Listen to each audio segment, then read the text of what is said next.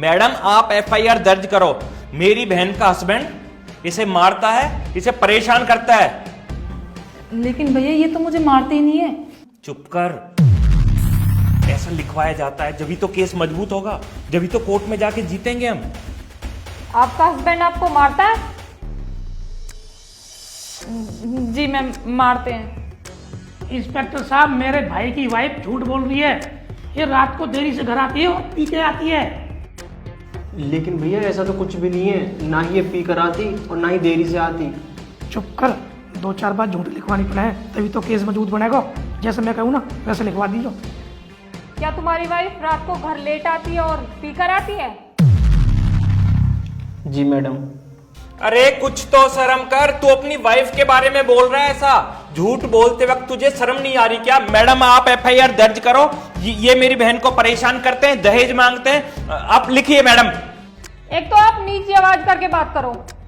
Madam कमाल कर रहे हो, तो हमारी बहन को परेशान किया जा रहा है, ऊपर से ये और कह रहे हो कि आवाज नीची करके बात करें। हम आवाज नीची करके क्यों बात करें मैडम? चुपचाप वहां जाके बैठ जाओ दोनों, नहीं तो इतने जूते मारूंगा अकल ठिकाने आ जाएगी। चलो आप दोनों वहां जाके बैठिए, मैं इनसे बात करती हूँ। जैसे मैंने कही है ना ऐसे लिखवा दीजिए। ठीक है, कोई हल्की बात मत करियो। अरे तू तो झूठ मत बोल, तू तो उसका बड़ा भाई है, कुछ तो शर्म कर। अरे जब कोई तुम्हारी बहन बेटी को परेशान करेगा ना, जब तुम्हारी अकल ठिकाने लगेगी। तुम पे अपनी बहन तो समझाई ना जा रही। अरे कुछ समझाते हुआ, कुछ दे के भेजते हुआ। क्या दे के भेजते? अरे ब्याह में दहेज में ना तुम्हारी बुआ के, मामा के, सबके भाई सोने की चीज बनवा के दी तुम्हें। तुम्हारा जब भी ना भरो, अरे तुम्हें गोबर खवा देना, तुम्हारा जब भी पेट ना भरा को। तुम्हारी सारी चीज मिला के ना 1 तोले सोना ना आओ। क्या मतलब दहेज चाहिए ना तुम्हें? हैं? अरे दहेज के लालचियों के। जूतों से नहीं डंडे से मानोगे क्या? चुप करके बैठे दोनों। अब तुम दोनों बताओ कि बात क्या है।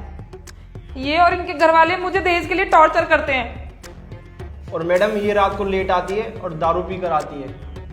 तुम्हारे जैसे ना हजारों लोग आते हैं इस थाने में, और हम एक नजर में ही पहचान लेते हैं कि कौन सच बोल रहा है और कौन झूठ बोल रहा है। अब चुपचाप सच सच बताओ।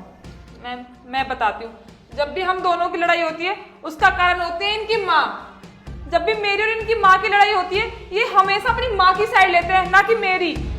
हाँ तो तू क्या चाहती है कि मैं तेरे लिए अपनी माँ से लड़ाई करूं, उन्हें घर से बाहर निकाल दूं? हाँ तो मैंने कब बोला कि अपनी माँ को घर से बाहर निकाल दो? मैं तो बस ये चाहती हूँ कि तुम सच्चाई का साथ दो। मैडम अब आप ही बताओ कि मैं क्या करूं। एक तरफ तो मेरी जन्म देने वाली माँ है और दूसरी तरफ वो है जिसे मैं 7 फेरे करके लाया था, जिसके साथ जीने मरने की कसम खाई है। मैडम मैं कहाँ जाऊं, मैं क्या करूं, आप ही बताओ। तुम्हारी लड़ाई बस लड़ाई नहीं है, तुम्हारा ईगो है। जब बात बातों में तुमने बोला ना कि इसकी माँ, तो वहीं क्लियर हो गया था कि तुम इसकी माँ को अपनी माँ नहीं मानती। जिस दिन तुम इसकी माँ को अपनी माँ मानने लगोगी ना, आधी लड़ाई तो उसी दिन खत्म हो जाएगी। और तुम सुनो, रिश्ता ना एक तराजू की तरह होता है, जिसका अगर एक पलड़ा भी भारी हो जाता है तो लड़ाई वहीं से शुरू हो जाती है।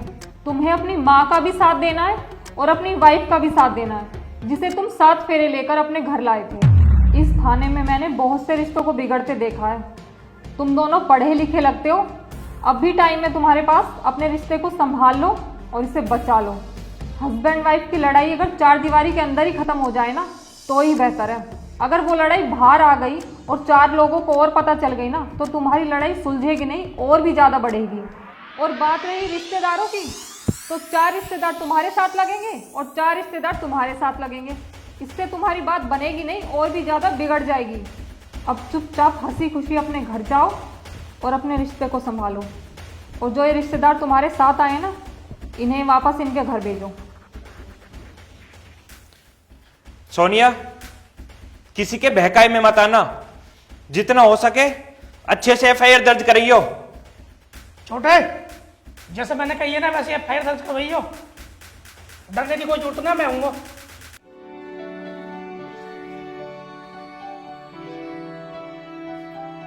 भैया कुछ लिखने लिखाने की जरूरत नहीं है, हम दोनों के बीच में झगड़ा नहीं था, बस आपसी मन मुटाव था, वो हम अपने आप सुलझा लेंगे। अब आप अपने घर जाइए। आगे तो परेशान हो, हमारे दौरे फोन मत करियो। और तू भी